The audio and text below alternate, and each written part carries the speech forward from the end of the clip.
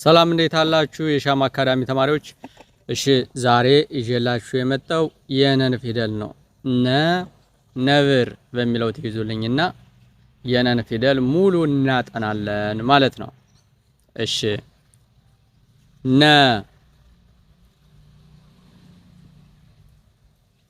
ኑ ኒ ና ኔ ን ኖ አንዴ ልድገምላችሁ። ነ ኑ ኒ ና ኔ ን ኖ። ኦኬ እሺ። ስለዚህ እንደዚህ እያደረጋችሁ ታነቡታላችሁ ማለት ነው። እስኪ አሁን እየጻፍን እንየው፣ አብራችሁ እየጻፋችሁ ነ ኑ ኒ ና ኔ ን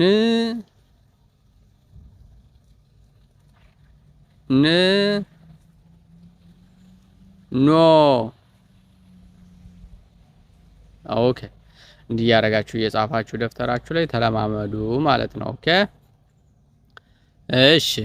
አሁን ከቃል ጋር እያነበብን እንለዋለን። ነ ነብር፣ ኑ ኑግ፣ ኒ ጁንያ፣ ና እናት፣ ኔ እኔ፣ ን ንብ፣ ኖ ኖራ። እንደዚህ እያደረጋችሁ ከቃሉ ጋር ፊደሉን ከቃሉ ጋር እያገናኛችሁ ታነባላችሁ ማለት ነው። አንዴ ልገምላችሁ። ነ ነብር፣ ኑ ኑግ፣ ኒ ጁንያ፣ ና እናት፣ ኔ እኔ፣ ን ንብ፣ ኖ ኖራ። እንደዚህ ያደረጋችሁ ታነቡታላችሁ ማለት ነው። ከቃል ጋር ስታነቡት የበለጠ ይስማማላችኋል ማለት ነው።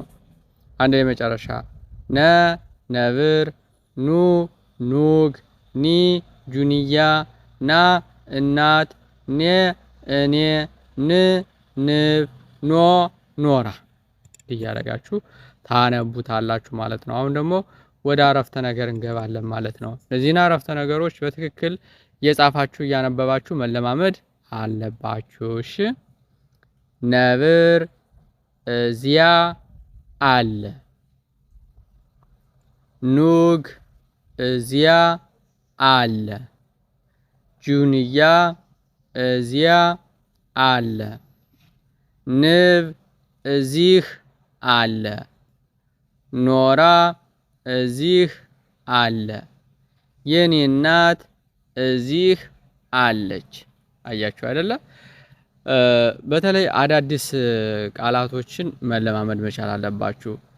እነዚህ እዚህ የሚሉት ከዚህ ላይ ያያችኋቸው አዳዲስ ቃላቶች እና እዚያ የሚሉትኝ የሁለቱ ልዩነት ሁለቱም የሚያገለግሉት ቦታን ለመጠቆም ነው።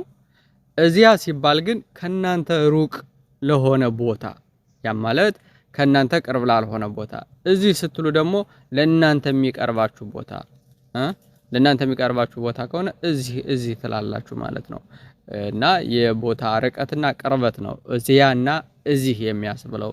እና እነዚህ ሁለቱን አዳዲስ ሰዋሰው ቃላቶችን በትክክል መረዳት መቻል አለባችሁ ማለት ነው። ኦኬ በትክክል መረዳት መቻል አለባችሁ አዳዲስ ቃላቶችን። እሺ ሌላው ግን እንደምትመለከቱት ነብር፣ ኑግ፣ ጁንያ፣ ንብ፣ ኖራ፣ የኔ እናት እነዚህ የሚሉት ሁሉ አይቷቻቸው ከሆነ የነን ፊደል መሰረት ያደረጉ ናቸው። ምክንያቱም ዛሬ ትኩረት አድርገን እንድናየው የፈለኩት ነን ፊደል ብቻ እንድትለማመዱ ወይም ደግሞ እንድትለምዱ እንድታጠኑ ነው የፈለኩት ማለት ነው። እና አንዴ ላነብላችሁና እናንተ ደግሞ አብራችሁኝ እየተከተላችሁ ታነባላችሁ። ነብር እዚያ አለ። ኑግ እዚያ አለ። ጁንያ እዚያ አለ። ንብ እዚህ አለ። ኖራ እዚህ አለ። የኔ እናት እዚህ አለች። እንዲህ እያደረጋችሁ ታነቡታላችሁ ማለት ነው። የንባብ ፍጥነታችሁንም ማስተዋል መቻል አለባችሁ። የንባብ ፍጥነት ማምጣት መቻል አለባችሁ። ነብር እዚህ አለ። ኑግ እዚህ አለ። ጁንያ እዚህ አለ። ንብ እዚህ አለ። ኖራ እዚህ አለ።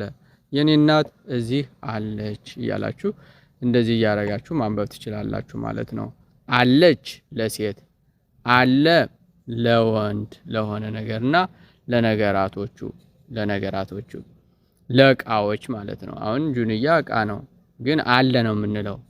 ምክንያቱም አለች አንለውም። ምንድነው እቃዎች ከሆኑ ለምሳሌ መስታወት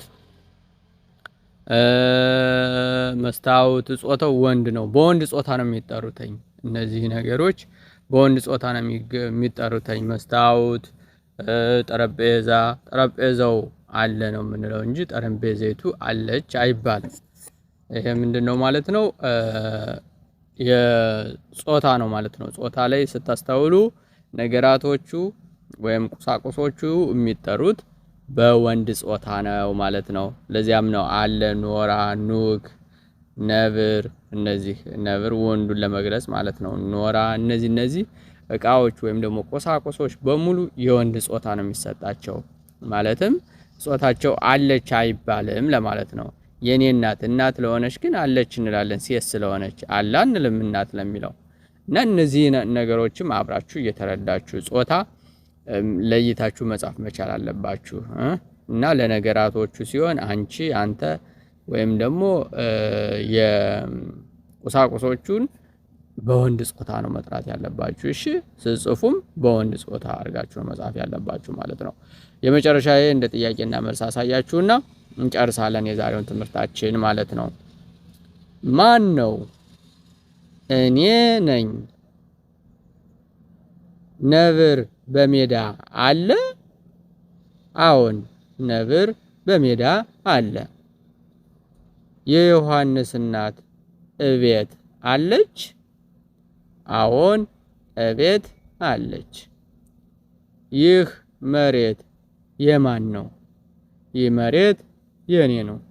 እንደዚህ እያደረጋችሁ በጥያቄና መልስ ከነዚህ ያሉትን ከተለማመዳችሁ እናንተ ደግሞ ስትጻጻፉ ያው የጥያቄና መልስ ነው የሚሆነው። ስትጻጻፉ ስትነጋገሩ የሆነ ጥያቄ ትጠይቅሻለች፣ አንቺ ደግሞ ትመልሽላታለሽ። አካሄዱ እንደዚያ ነው የሚሆነው። ሁሉም ቢሆን ስትጻጻፉም ሆነ ስታነቡ የሆነ ነገር እና ይሄን ከተረዳችሁ ያንም በቴክስት በሞባይል መጻጻፉም አይጠፋችሁም ማለት ነው። ይሄን በትክክል ከተረዳችሁት ያንም ይቀልላችኋል። ማን ነው? እኔ ነኝ። ነብር በሜዳ አለ? አዎን፣ ነብር በሜዳ አለ። የዮሐንስ እናት እቤት አለች? አዎን፣ እቤት አለች። ይህ መሬት የማን ነው? ይህ መሬት የኔ ነው። እንደዚህ ያደረጋችሁ ማንበብ፣ መጻፍ፣ መለማመድ ትችላላችሁ ማለት ነው። ከእናንተ ጋር ቆይታ ያደረኩት መምህር አቤል ነበርኩኝ። በቀጣይ ትምህርታዊ ቪዲዮ እስክንገናኝ መልካም ቆዩ። አዲስ የሆናችሁ ሻማ አካዳሚን ሰብስክራይብ እያደረጋችሁ፣ ተማሪዎች ደግሞ ላይክ፣ ኮሜንት እያደረጋችሁ በቀጣይ እንደዚህ ያሉ ትምህርታዊ ቪዲዮ እስከማመጣላችሁ መልካም ቆዩ። ቴንክ ዩ